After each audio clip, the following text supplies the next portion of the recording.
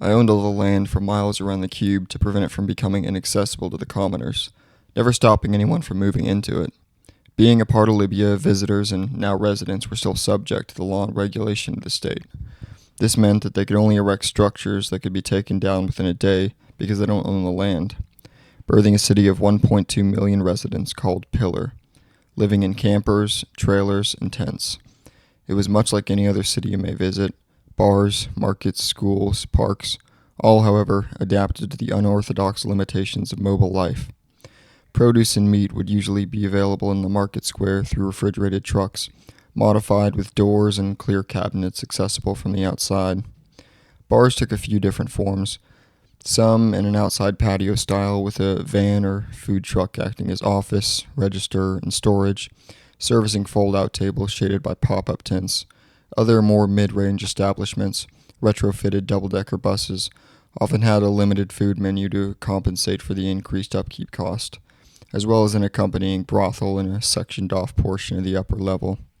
Make no mistake, though, while these were more accommodating than those where business was conducted between canvas, they were still cesspools of dirt and pestilence, even having a name for the men and women employed in these establishments: chillas, a reference to chinchillas, the South American rodent that rolls around in dust to clean itself.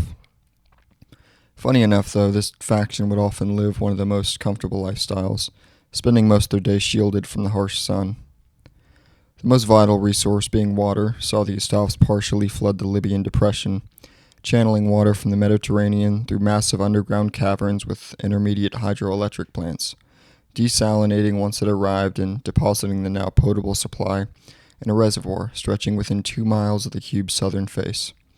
The arrival of this new lake, about the size of Lake Erie in surface area, birthed a sister city of boats, pontoons, and floating houses, interconnected by a series of crudely constructed docks, kept afloat by sealed plastic jugs and topped by repurposed wooden planks. It didn't take long for life to emerge from the bed that lay dry and dead for thousands of years, starting with small green stains on the shallow sandstone, prompting the arrival of bugs to feed off them, and in turn frogs, then fish, giving the residents of what would come to be called pt.2 a viable protein source. There was still the problem of produce. The main obstacle of water scarcity had been solved. However, it would still take decades before the shores of sandstone would be lined with anything resembling soil. So, in the meantime, the residents of both Pillar and pt.2 would have to import most of their crops from the coast, while developing a series of floating farms to subsidize the growing demand. By the 8th year, this Chinampa system had grown to cover almost 30 square miles of the lake surface. Still, this was only enough for about 17% of the combined population, now about 3.5 million. But it was a start, and the days were better. Now, this is the dark part of the story, and I might as well rip the Band-Aid off, because there's no talking about the cube without mentioning Aurora Lane, the Molt, and 2-Day. I should have interfered sooner, but I didn't have any reason to believe it would gain traction so quickly. Aurora Lane was a Finnish theology student with a narcissistic deity complex. Initially, she only meant to visit the new cities with the purpose of writing her thesis on the way culture develops its group ideology. But nothing can prepare an obsessive mind for an impossible sight, and she woke up, she claimed, to the new God that stood before her, a husband, declaring herself the Monolith Bride. She started by giving public speeches in the Lake Quarter, an area of the worst land in Pillar stretching onto the north face, where there is never shade and commerce is far less viable, populated by those who arrive too late to grab a desirable plot, and unable to leave, having abandoned everything to try and make it here. Most spend their days sifting through the adjacent landfill, sorting recyclable material to be trucked away and repurposed. Aurora could speak in a way that made people listen. Too many or few years, so much or too little, I ask of you what you deserve. Shadows fall not in the face of salvation. That quote, along with a high-exposure photograph of her in a gray wedding dress, was all over the Lake Quarter. She held nightly meetings guised as humanitarian rallies. getting various wealthy donors and charity organizations to foot the bill for food, sleepwear, soap, and, unbeknownst to most of them, a stockpile of decommissioned Polish arms. She was the hand that fed them, and like dogs, they followed its gesture. At first, it was small things, graffiti and acts of vandalism against shop owners of the West Quarter, always with the same tag left behind, an upside-down gray wing with the word Molt written above it.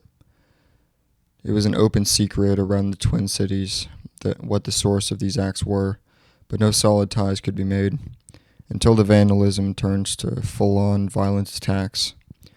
4 wealthy merchants were found gagged and crucified with tar 10 feet up the southern face, with the same calling card written above their heads, this time 20 feet across and 60 feet tall. This prompted the Malie Beltaires, a board of 3 families with a monopoly over the city's medical infrastructure, to hire a private mercenary group out of Egypt to capture the Monolith Bride. However, their intel on the resistance they'd be met with was ill-informed. As they tried to infiltrate the Molt compound, the proximity mines took out about half, and the rest were picked off or tortured for intel or something. No one's really sure. What we do know is Aurora took this as a sign to enact her final plan. 2-Day was a celebration of the unity between Pillar and Tech-2, usually consisting of festivals, seafood, psychedelic use, and an evening trek up the cube where citizens would join together and sing the sun over the horizon. This 2-Day was like many others in the past, hundreds of thousands in attendance, centered primarily around the southwest corner. The day drew near, and the top of the cube was packed with 113,000, harmonizing the day to a close. This was interrupted by shots, then flames ringing out by the staircase. Panic rang out as more and more Molt members on the west side dropped their disguises and brandished their weapons. About 270 in total, 3/4 with flamethrowers to control the crowd, the rest with rifles to pick off the ones trying to fight back. They slowly corralled the crowd over the east edge in a mass sacrifice. The panic was primeval, as 31,000 people, mothers, fathers, sons, and daughters, were robbed their footing by friends and neighbors trying to buy a single extra second of life. Once it became clear none would be spared, they rushed their attackers, charred hands clawing past the disfigured bodies of their peers to get through the fire line. All in all, 56,000 lost their lives, with an additional 22,000 critically wounded. When the smoke cleared, a decision was made. There would be no more North Quarter.